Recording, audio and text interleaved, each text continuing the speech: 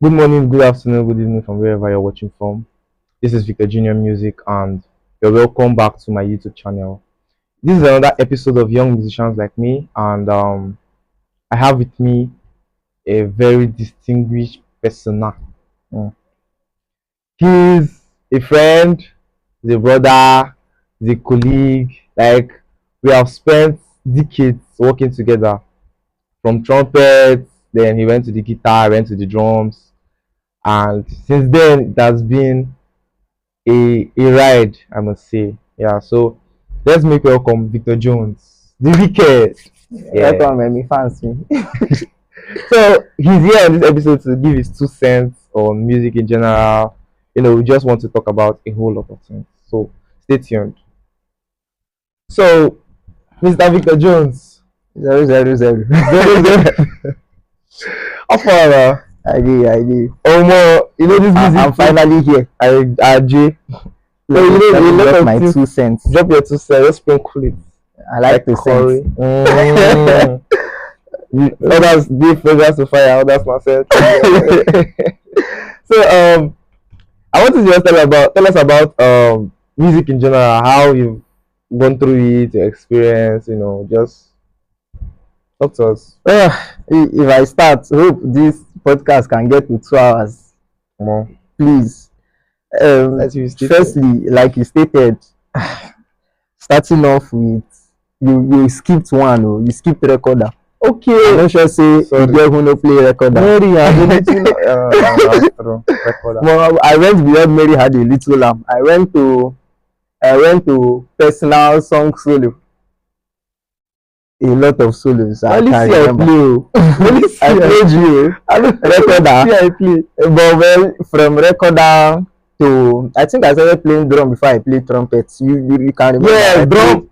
I played drum. No. Instruments, please. I will show you guys the picture. Don't worry.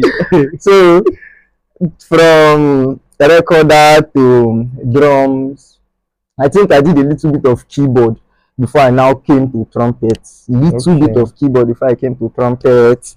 Then what did I play? Bass. Bass was much later. Yeah. Then I think in my drumming period was when I was more interested in production. But how will I start this thing? I don't know. See, funny enough, I was there. Like, I knew when we used to carry small MIDI keyboard, laptop, that microphone, that BM 800. BM 800 was like the biggest mic in town that year. Like 2019, 18, 17, 18.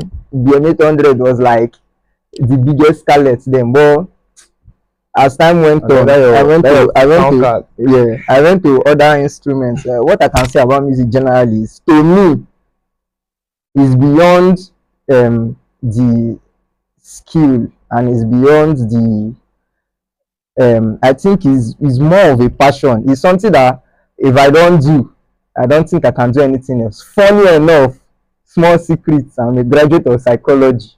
Well, guess true. Guess who use that course?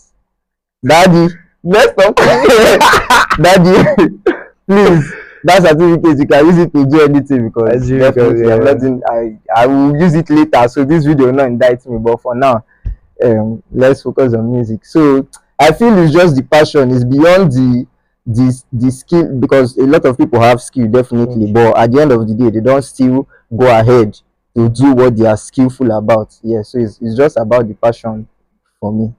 So that's why I'm still here. We are still here. Okay, we move. Okay, now there's one thing that I've actually noticed about musicians, and it always bothers me, and that's character. How do you I don't know, tell me character and skill. Like, most people have skills, like they are good, but their character is messed up. Discipline wise, behavioral wise, like it's messed up.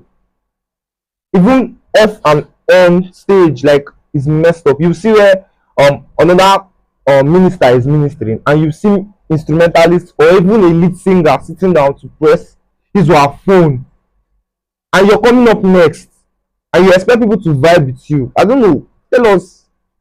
They bother me, I no go lie, they always bother me because I dey see am and dey piss me off. So tell us this character thing. I don't know where to start the character thing. Somebody have asked me this question before, and the first thing I said was, you know, say us we never really big so much. People feel we are not in the right position to talk about other people's character, in which I really concur, because most times once they bring up people's character, I'm like, come on, at this point, anybody can do what works for them. You will pay me back now. Do you know when I started music? You are not born. It doesn't matter. I don't know, sure. Well, sir. But what happens is, personally, I feel where it starts from is your character first of all as a human being, and all of them because of the skill and everything. If a lot of people are, I don't know whether I would say they are supposed to be raised properly. What I'm using supposed to is because I don't know whether they are raised properly. But society spoil it, or they do not raise them properly in the first place. So that is where me I'm drawing my own from. And behavioral patterns differ. You know, the way individuals are very, very funny, including me. I'm a human being too. So everybody has their basic, and I will not use forensic. I don't want to use they go too big. Just lock down and up. So, but basically everybody has where their character fall within. But in situations where there are things that are supposed to be ideal, societally approved. Yes. Do you understand? So I don't see a reason why, unless you're not a Christian, because okay, I'm bringing it under the body of Christ now. Unless you're not a Christian, because I see no reason why. First of all, we came to church.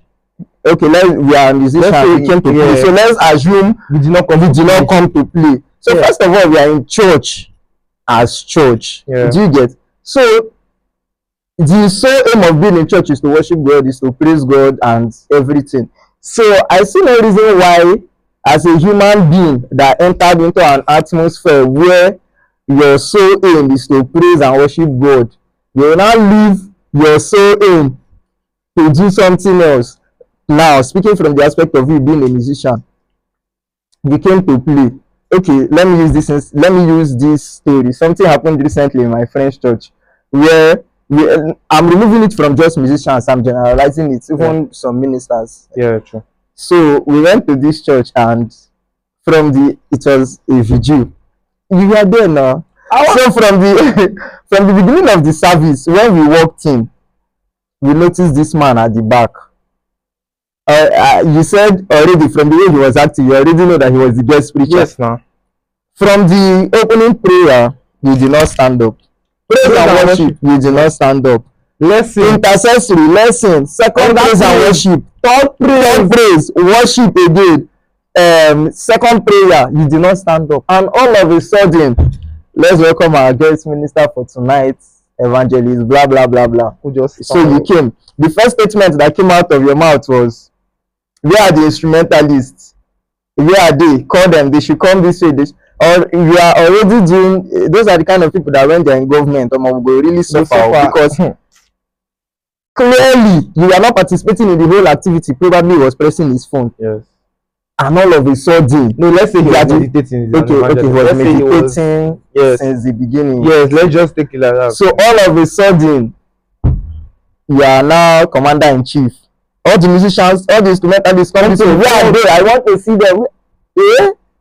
When I was playing my part in church, where were you?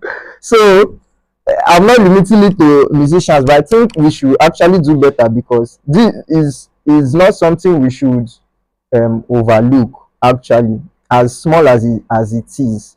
I know nobody can force anybody to serve God or to praise God or something, but people are looking at you, people are looking up to you, and people are seeing the activities. And the funny thing is, when these things happen, they generalize it to musicians. This is the way they behave. Yeah. And that's one thing I'm sure I do. I don't know how frequent I am with it, but I'm sure 75% of the time I cannot go to any church anywhere and to be conscious. Things are going on and I don't participate. There is no point now. What did I come to do now?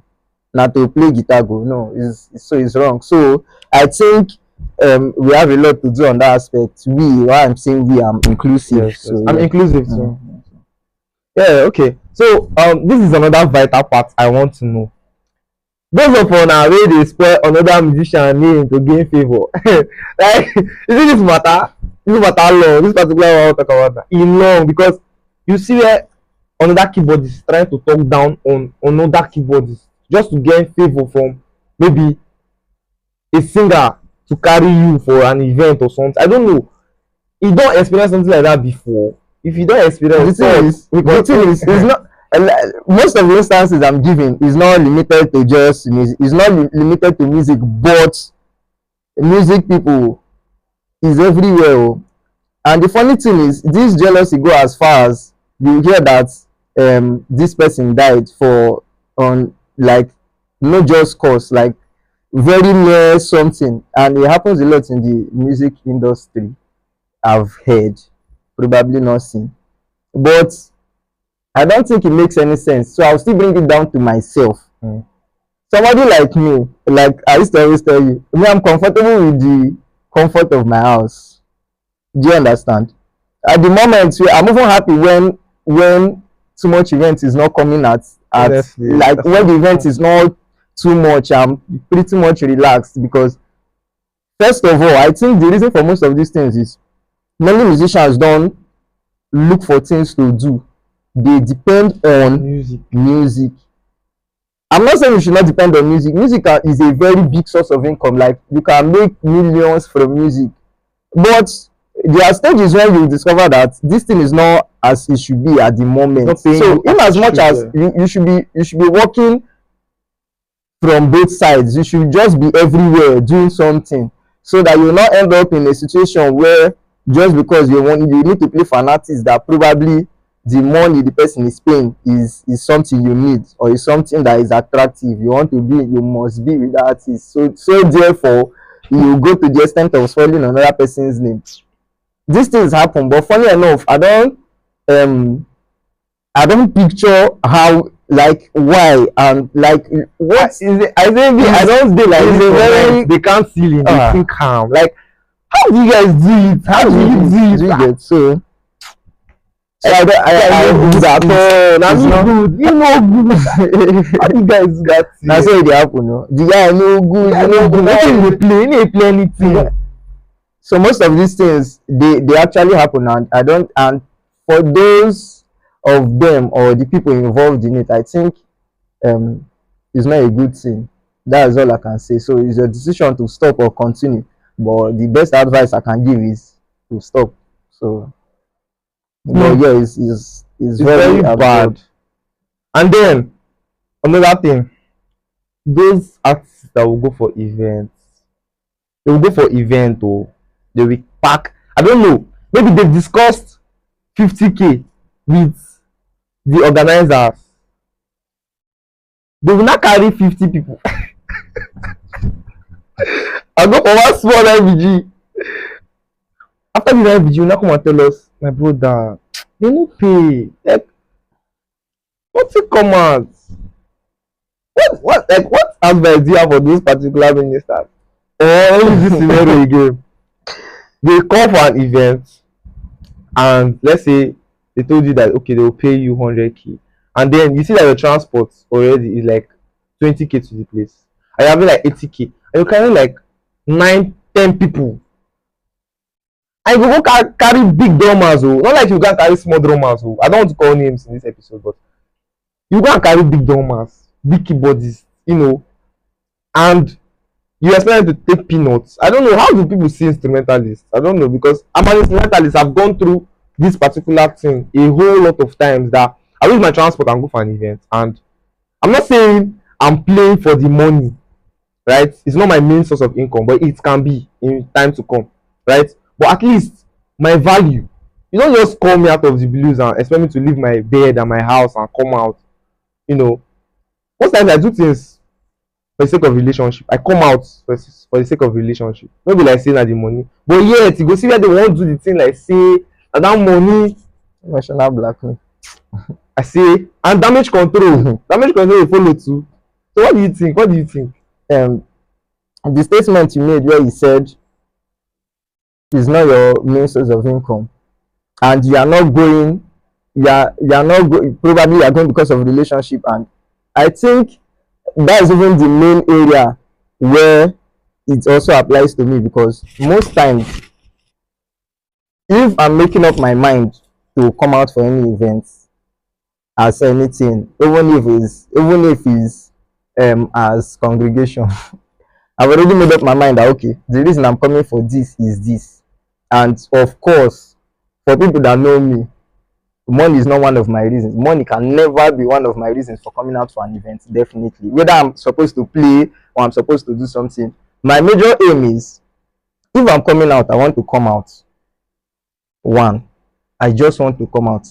If I'm coming out, especially as a congregation, probably is to be blessed by what is going to happen, because it's not only for others. I'm still a congregation. I'm still part of the people being ministered to. So I'm permitted to attend an event.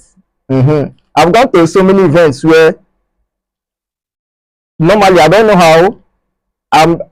know how people get to know all these people from, but most times it doesn't happen to me. The people that will call me, they'll be telling you ahead how much. I know how many people have told me, how much will you charge for this event, and I'm like, anything that you want to give me, just give me. Is because, and now the reason I'm coming out is because I've decided to come out. If not, even if you're telling me you give me 50k, that 100k, that small 2 minutes, if I don't want to come out, I'll still tell you no. I'll give you a perfect excuse why I cannot make it. So I'm coming out means I want to come out. So I've gotten to that point where it's not your money, it's not how much. I'm not saying I'm big, of course, but I've placed that kind of thing on myself where it's not the amount of money you want to give me that is bringing me out. I'm doing a lot of things, so only that time to come out alone is very precious. I'm a witness, so yes, it's very precious. So see me first and foremost. Many people watching this video knows. See me first and foremost is just knowing that it's not about your money. Bam. So if you decide not to pay me, it's your business. But a reasonable person, exactly, wow.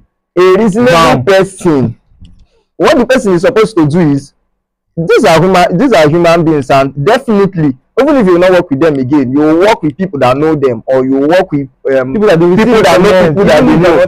So I no go lie now. Yes, if they tell me how far when you go, I say personally, I no tell am make him pay me, but as we finish, they go, he no give me anything.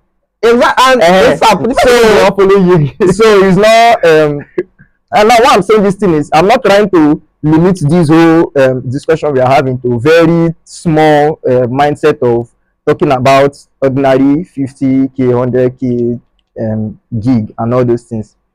It also applies to everything I do. Sometimes I've had somebody I was teaching, I had to teach guitar. I'm a good teacher, by the way. Not very good, but like I can not very good. I'm not a very lie. You can come for those guitar classes, guys. Very affordable. I've had these people that I was teaching 2 people that are not in Nigeria, actually. And in Nigeria, I was teaching a lot of people that were not in Rivers State, which is the state I am in currently. So there's this one person that I decided to teach. The person is not in Nigeria at all, but an African country. There's this person I decided to teach. I took it upon myself. So at the end of the day, the person gave me an amount of money in dollars that I'll actually not mention. So when I was not able to teach the person again, and like after the agreed months, then I was like, I could not continue because it was affecting my own timing. So the person was now like, okay, who do I know anybody that I can recommend that can teach to the way I'm teaching? So I had to recommend. Normally, as I talk, say I don't want money, and the guy no give me. When I'm referring him, I go tell the person, how far this guy, I tell her say I don't want money, but person wey get common sense go say, even leave the list, let me. So it's just left for me to reject everything, say I don't want it. But the guy still do something, and I've been very surprised. So do you get? So that's the relationship for you. It's not limited to just going to, and it bonds relationship events. It bonds relationship. Even at 3k, even at 5k, I'm not saying the person is, the money is very small, but at least but it's something. It's from it happens outside music too. Situations where somebody will refer you to something. I saw it on Twitter. Somebody will refer you to a business or probably a job opportunity, and you finally go there due to the referral and you got the job. Somebody was saying, I'm not indebted, like I'm not, is my decision, is this one. I said it's fine, it's your decision to give the person something, but common sense requires, there are some decisions that you need to apply sense. You have decided what you need to do, but common sense requires that you actually see to giving this person something, because come on now, refer you now. Come on now. So please, for the artist that he spoke about, that you don't want to mention, I don't want to mention you. Please stop the behavior, because it's very bad, very bad. So I have a question here, and the person said, "Omo on the jam, how do you guys think?" Like, because according to this person has seen me before, and the person is like, I've seen events whereby you guys are very far, no talk back mic, right? But on a don't look on ourselves, no nothing to do. So I don't know. In my own opinion, I could not even explain anything. So you will now be Oga, I beg, explain to this person how our sync the carry work. Because I don't even explain. So there's something that comes with consistency, not only in personal growth, but in, that's why I tell people, if you want to do a lot as a person, work with a group. Do you understand? Yeah. So it's normal that if you work with a group of persons, over time we are almost thinking alike. Even if we are not thinking alike, even if there's the smartest or there's the biggest thinker, we know where is headed. Do you understand? So it's not a new thing. It's normally playing together, doing things together. Over time, you even notice that sometimes the people thought will be clashing. Now wetin I dey think, is normal. If you are with somebody for a long time, or if you are doing something together, nobody needs to tell you that it's consistency. Doing something over and over again. So that is basically it. I don't think there is any magic. God no drop the, like, it's not you be mailing. I don't be mailing you. So that's just how it works. Okay. So how do you cope with production and instrumentation? Because I'm not a producer like that. You understand? I mean, I just know a few things in FL, but how do you, like, the message with this producer? I don't know when you mix something, I give it to you, mix and finish. I say, oh, but this is sharp. Wake up for morning the next day, and I rubbish. So how do you guys think? How do you guys see these productions? Because instrumentation is way different from production. Like the way you think as a producer is not the same way a normal instrumentalist. So how do you shuttle those two things? Yeah, So first of all, being a good producer, this production work is plenty. Yeah. The ones where they make beats, the ones where they mix and master, the ones where they arrange. Not like you can't do multiple, but you need to really specialize. So, but I discovered all this instrument I was gathering knowledge for or with over time just carried me and dropped inside perfect production set. I'm not still that perfect. I'm somewhere. Do you understand? But I discovered that they complement each other. The instruments complement the beat making and mixing part of your production. Then the mixing part of your production, the mixing and beat making part also complements your live play. I will explain. You understand, though, when no, be only you now. When I'm mixing, for instance, or I have to do an instrumental or probably a stem or an arrangement, there are ideas that you need to gather from the fact that you know how to play. Do you get? There are things that, okay, if I dey play them, I go play them like this. Do you get? If I suppose do them, I go do them like this. It's working in the production. Now, how it works in the life is, I suppose, if to say I dey produce, my volume no suppose dey like this. If I switch to this voice, if it's keyboard, if it's keyboard, if I switch to this voice, the volume no suppose dey like this because e suppose complement this one. If I do this, it's supposed to complement this one. So that is like applying your mixing in for production in actual live play. Yeah. Then applying your live play in your production. So basically, it has to complement each other. But the truth is, sometimes you think you are doing this, you think you are doing this one, but you are doing this one. You think you are producing, but you are playing live. You think you are playing live, but you are producing. So sometimes the mindset, producers will know what I'm talking about. The thing will clash in your head, but not to worry. We did. Still on this production thing. Who is the best producer you worked on so far? I know you're going to work with so many. My best artist or my best producer at the moment. You've worked with. Hey, Jesus. Okay, tell us your best producer and tell us the one you've worked with. So I will start with saying, I have my best producers in Rivers State. Okay. And I have my best producers in Lagos. Okay. When I mean Rivers State, I don't mean they are from Rivers State. The ones residing. There are very wicked people in this state too that you have not seen. No. Rivers State people. No. I don't know. Plenty people are hiding. I've seen in this short time, because I'm a small boy, guys. In this short time I've lived, the producers I've seen in this state, Rivers State, no, no, it's a lot. And when I mean it's a lot, they are very good. Let me just mention few names I know. The ones I don't mention, you guys don't chop me. What will you remember? Where come your head? First of all, Prince Mania is a good producer. Yeah, shout out to Prince. No. I say Prince plugins the boss. Yeah, the consistency in his plugins, man. He's a very good producer. We have a Sammy Hart somewhere. Yeah, one of the best mix engineers I've seen. The guy is. Let me talk to you, man. That guy is something else. We have Dami. Yeah, the coordinator. The coordinator is, I don't know what he is, but anything he is what it is. We have Money Music. Patch. And okay, so let me do small promo for Manny. Yes, please. You guys should go to Manny's page. She has a lot of patches for sale, and I think currently his production academy is on. So for all the producers in these states, wherever you're watching this video from, because this boy is international boy, so you might be watching this video from Spain, England, anywhere. I think the production classes are online.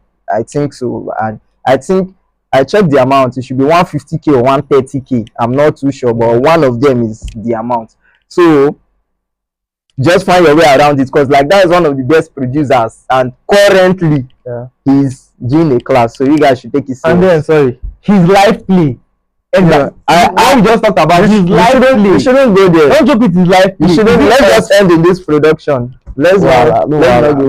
Then we have Henshaw. Henshaw.